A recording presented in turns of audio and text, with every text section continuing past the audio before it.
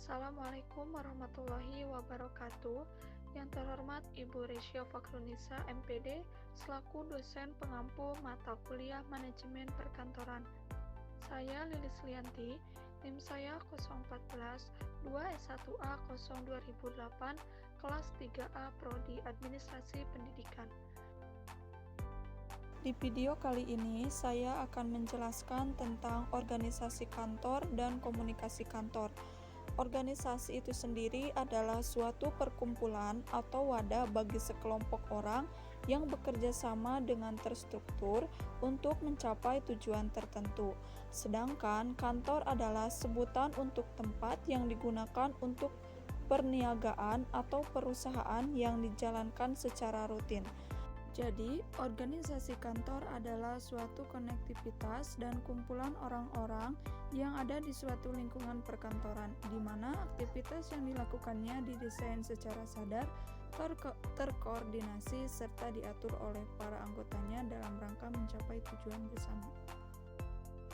Yang selanjutnya yaitu prinsip-prinsip organisasi kantor terbagi menjadi 8 prinsip. Yang pertama yaitu prinsip tujuan, yang kedua yaitu prinsip kesatuan fungsi, yang ketiga yaitu prinsip hubungan individual, yang keempat yaitu prinsip kesederhanaan, yang kelima yaitu prinsip berwenang sama dengan tanggung jawab, yang keenam yaitu prinsip laporan untuk atasan tunggal, yang ketujuh yaitu prinsip kepengawasan dan kepemimpinan, dan yang terakhir yaitu prinsip jangkauan pengawasan. Selanjutnya yaitu struktur organisasi kantor. Yang pertama yaitu pengoperasian inti adalah para pegawai yang melaksanakan pekerjaan dasar yang berhubungan dengan produksi barang dan jasa. Yang kedua yaitu strategi puncak adalah para manajer tingkat puncak atau atasan pengelolaan. Yang ketiga yaitu tengah garis adalah para manajer yang menjabati manajer tingkat atas dengan bagian operasional. Dan yang keempat yaitu struktur teknologi adalah mereka yang diserahi tugas untuk analisa dan bertanggung jawab terhadap bentuk standarisasi dalam organisasi.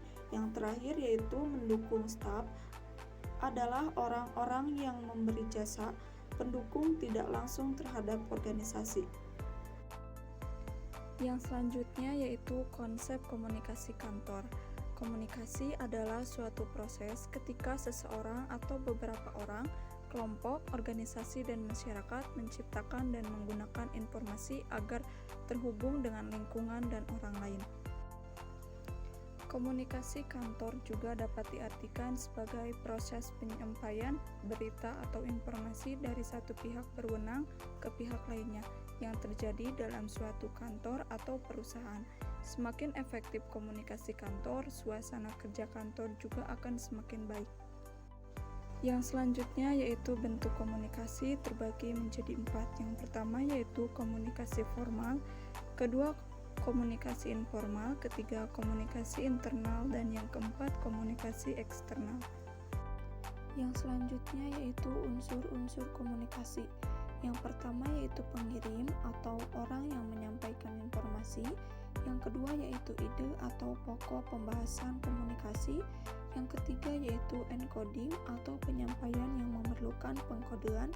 Yang keempat yaitu saluran komunikasi. Yang kelima yaitu penerima atau orang yang menerima pesan.